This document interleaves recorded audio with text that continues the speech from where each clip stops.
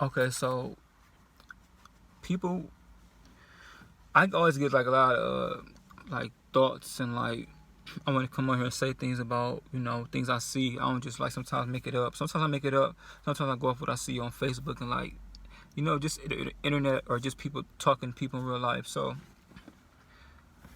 I was thinking like I should make a video of the mind of a Trump supporter and make people like people who not Trump supporters like me understand why they actually why they feel the way they feel about Donald Trump. So in a logical, reasonable, cause that's what we do here. If y'all have, this is your first video, we try to do things in a reasonable way to understand both sides. I'm not not a Donald Trump fan. I'm gonna tell you why. Just to keep it 100 with you, understand. But I'm still coming from a both sides standpoint. But I'm not a Donald Trump supporter or fan because he's obviously a racist man. Regardless of whatever, I agree with his politics, agree with his economy standpoint, anything. He's a racist, and that's just plain and simple. And even if you're a person who is a flag, t-shirt, hat wearing Donald Trump supporter, if you ignore that fact, then you obviously don't think that the sky is blue, and you will argue with me that the sky is purple or the sky is black or the sky is red. Okay, so and those type of people I don't even want to even conversate with because you can't even meet at a common ground.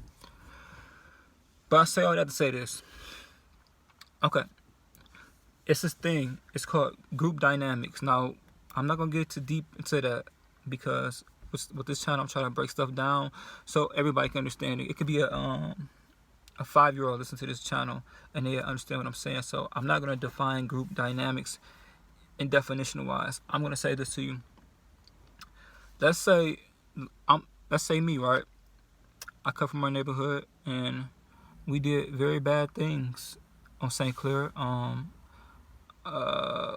And we lived for our neighborhood, and we thought that no place was better than that. And you come over there, maybe bad things will happen, maybe they won't, but for surely they will.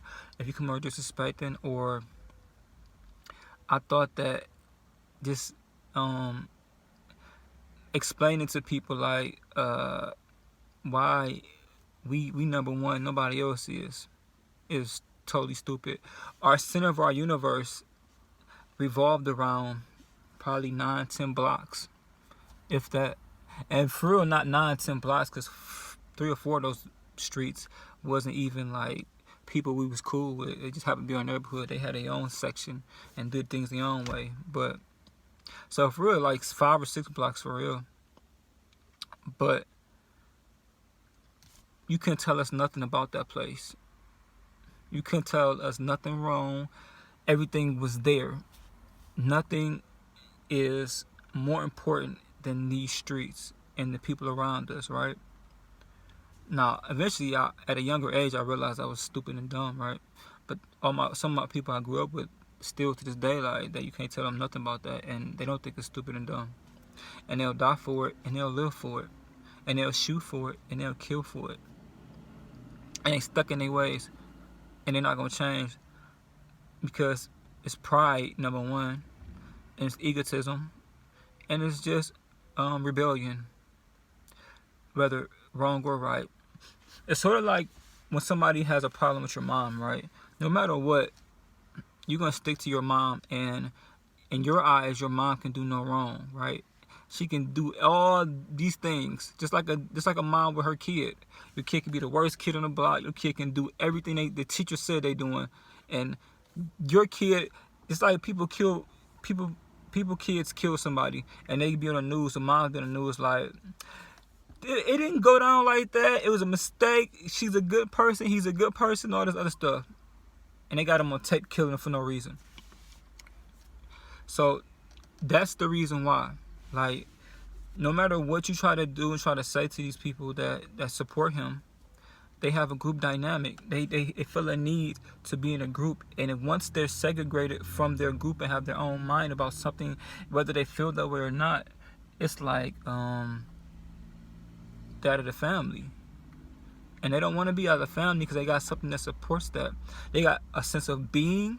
They got a sense of just living. They got a sense of community. And now it's like, man, I belong to something. I belong to a movement. Whether you think it's a good movement or not, I belong to something. And I'm gonna fight for it. I feel strong about it. And I'm going to show the world it's us against you, because for some reason we have pitted. I don't say they are pitted because I'm looking at the other side.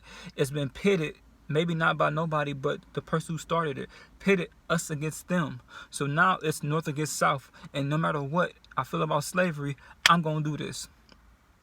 You feel what I'm saying? So you have to look at their mindset of, they feel so strong about that, it's never gonna change them. Even if he not get elected, all this stuff is never gonna go away now. And it's going to be more powerful if he gets out of office, because those people are going to be really crazy. Because now they disorganize anger and hate instead of having one person to lead them. But that's another story for another day. So when you think about that, think about association, I hate to say it, as Bloods, as Crips, as biker gangs. It's just that. It's literally just a culture. And it's really like a cult. You know, in a cult where, you know, the leader could be touching the little kids, having sex with all the men's wives, and said he doing the name of God.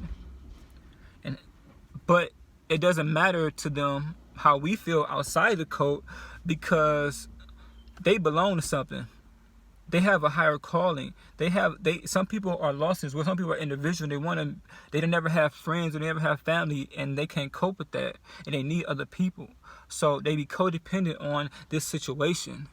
So because even with smart people and rich people who support Donald Trump, there's still something missing inside them. It's something missing inside of all of us, for real.